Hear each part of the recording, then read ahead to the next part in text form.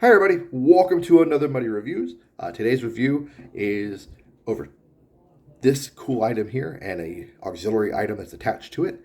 So what this is a Multicam FLC. Yes, they do exist and they do make them. No, this one is not USGI issued.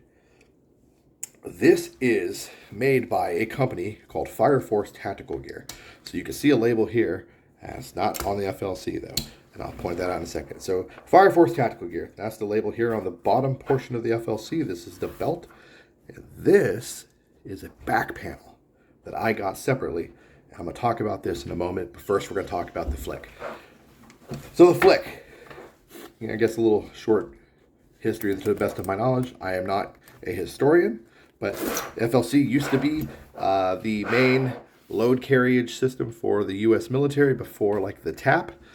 It was the riflemen. You could find these in UCP, Woodland, DCU, Coyote Brown. I think that's it. Yeah, that's pretty much it. It's had a couple different design iterations. Before it had this zipper front, there was a couple that were like super flicks. It had like this zipper and a couple zippers here, but it's had a couple different iterations. But this is the most common style. To the best of my knowledge, they have never had them in USGI issued multicam. The TAP had already replaced these as the main issued system when we switched over to multicam and then OCP. This is an aftermarket FLC. These, however, are awesome for what they are. So this is like the closest thing you're going to find to a waistcoat or a ops vest for like the U.S. military, those are European-style load-bearing vests. And what we're going to talk about now is this back panel that Fire Force Tactical Gear makes for the FLC. And this is how it starts to kind of come into its own as far as becoming similar to a British waistcoat or something. Paraclete did make an FLC in smoke green, and their offering had this upgrade. And I believe they also did a few GI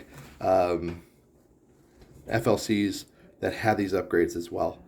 I don't think they ever became common issue, but they're really great, and they would have been amazing to have been the common issued item for the FLCs for the GIs, because this back panel allows you to run a Molly water bladder, a Yodi, a back panel, or any of those types of items. And it really makes this carrier kind of come into its own and adds a whole nother dimension to it once you have this. So this back panel is made of the same spacer, like this airlight mesh that the FLC body's made of. So it still breathes really well, even though you're going to have your back covered. And it's a 5 rows of PALS webbing here, 6 channels each.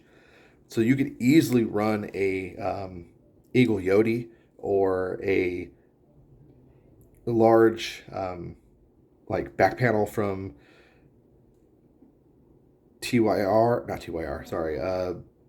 Velocity Systems or a comparable company, or just a standard bladder holder.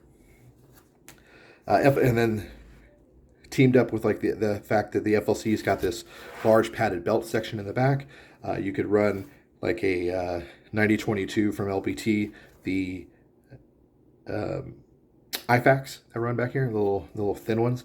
That would help you kind of get your medical kits from being the big gigantic ones you would normally see run on like the sides. You could run it back here, and it just starts to streamline this kit even more, and it becomes a pretty formidable piece of kit at that point.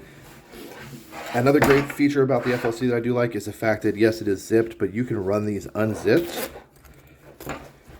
and you start buckling them, and these kind of start turning into almost a split front chest rig at that point, and it's pretty cool.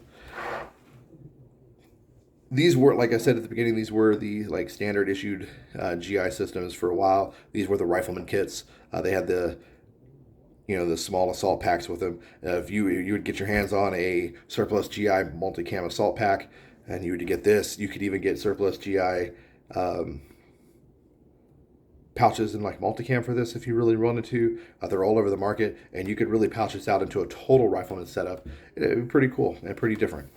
So I still plan on finishing this thing out. It's been in my my bin for a while, and I came across it and I was like, man, you know what? I really should do a review on this. It is a pretty cool item and a little different. So I definitely wanted to make sure I did do a review just for the fact that this back panel is pretty unique and not a lot of people know about these. They do make them a Coyote Brown as well. So if you were able to get your hands on a Coyote Brown FLC, that they are plenty on the market from the Marine Corps, it would be a pretty nice little setup as well. Get a bunch of Coyote Brown surplus Marine Corps pouches, flick, and one of these back panels from Fire Force, and you'd be off to the races. Thanks for watching. I hope you guys got something out of this video, and I hope it was informative. If I didn't cover something in this, if there was something you want to know more about, I will be more than happy to go into it. Just let me know in the comment section, and I will put a link in the description to where you can buy this flick and this back panel. I will be honest, if you could find one of these on the secondhand market, you'll probably be far better off, because I didn't pay that much for it, and when I saw how much they retail for, I was kind of like, oh Jesus, because surplus flicks are not nearly as expensive.